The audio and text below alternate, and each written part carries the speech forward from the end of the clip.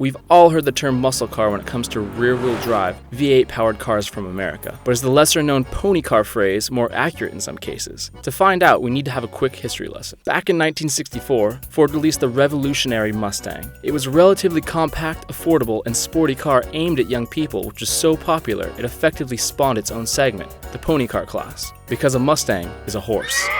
Naturally, other manufacturers wanted a slice of the Mustang pie, so rival brands like Plymouth and Chevy made their own versions, namely the Barracuda and Camaro. And while some of these cars shared their powerful V8s with much larger models from the same marque, this new generation of pony car generally used small block 8-cylinder and even 6-cylinder engines. Muscle cars, on the other hand, were always much larger, both in their dimensions and in terms of the firepower used under the hood. We're talking fast, V8 powered cars like the Dodge Charger, Ford Galaxy, and Chevy Impala that didn't care for handling sophistication.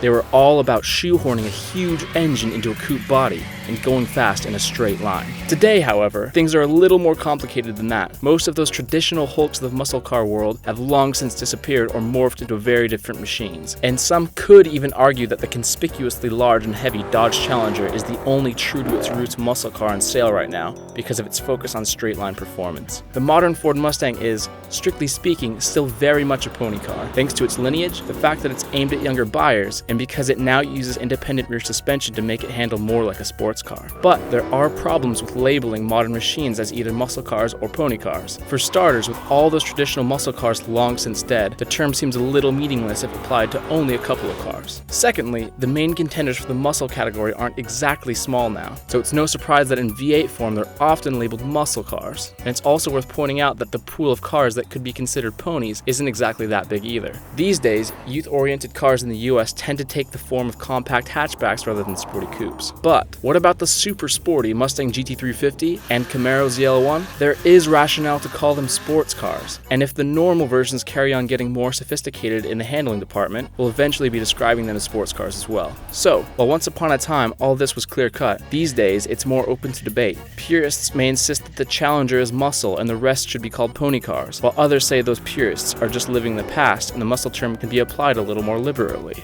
So, while the debate may open a huge can of worms, where do you stand?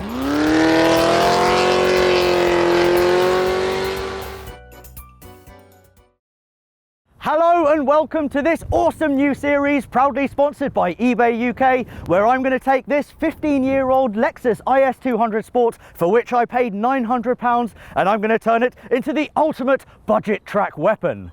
Yes, that's good, a good launch. Gotta be fairly gentle around this left-hander.